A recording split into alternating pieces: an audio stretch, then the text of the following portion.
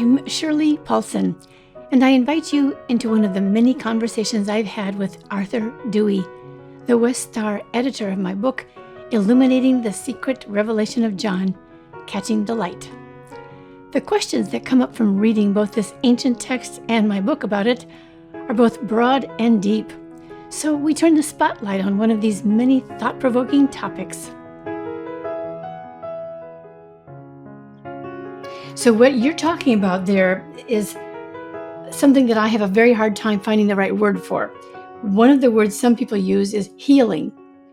But the word healing is so misleading in so many ways. It's hard to even use that word and have it make sense. But when you're talking about not being helpless, not being a victim, having choices, and to think that your own body can yield to that is kind of a remarkable thing. But I think that's just what he's saying, is that your own body, that seems to be, in those days they'd talk about being controlled by demons, but whatever it was diseased or controlled by other people, whatever it was, you're out of control. And so this author is saying there is a way to find your own authority and to not be a victim of your body.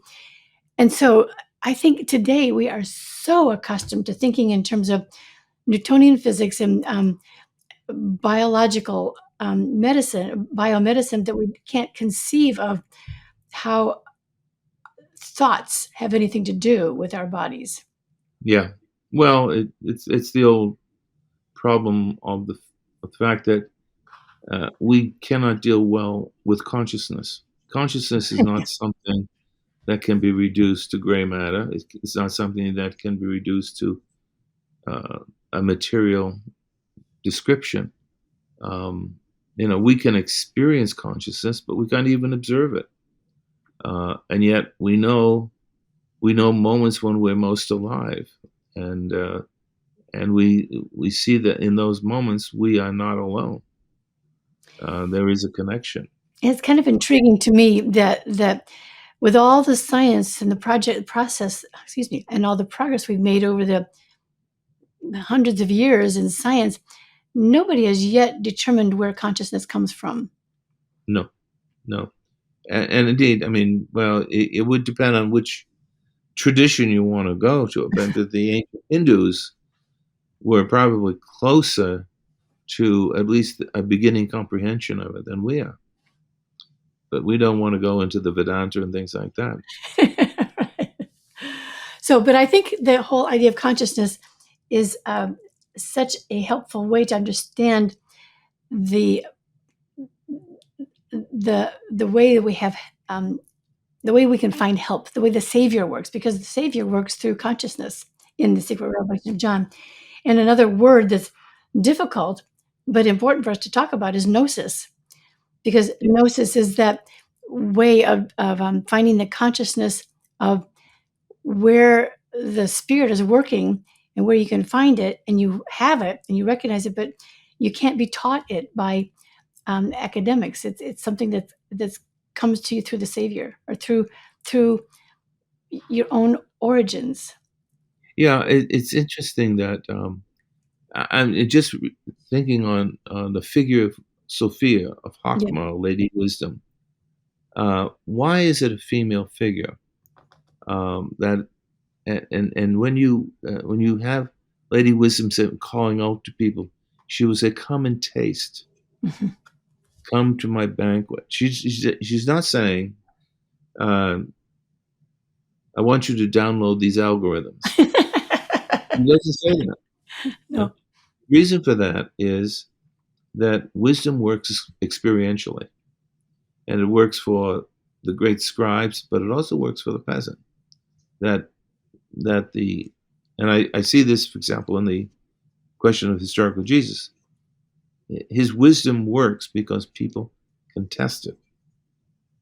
And wisdom is perceived, wisdom is experienced, but wisdom is not great thoughts. It is not a systematic theology. That's not wisdom. How would you say? What's the connection between wisdom and gnosis then, do you see? Well, gnosis is another way of talking about that. Gnosis is not Some people use the word saving knowledge, but that's helpful to some degree, but it's not knowledge that allows you to be a braggart or better than someone else. And I think that's how some people think about Gnostics. Yeah. Yeah. But I think what they're really getting at is that human beings, see, they don't have the word consciousness. And that's the interesting thing. They don't have the word self-consciousness. They don't even have the word experience. They do have the word to feel, to taste, to eat. And I think that's where they're going. And I think they're projecting what we would call consciousness onto those images and words to get a sense of what is happening. So that they're pointing to a reality of what's going on as you are experiencing whatever it is. And you can begin to discern in what's going on what's real and what isn't. And that discernment is Lady Wisdom. That discernment is true knowing.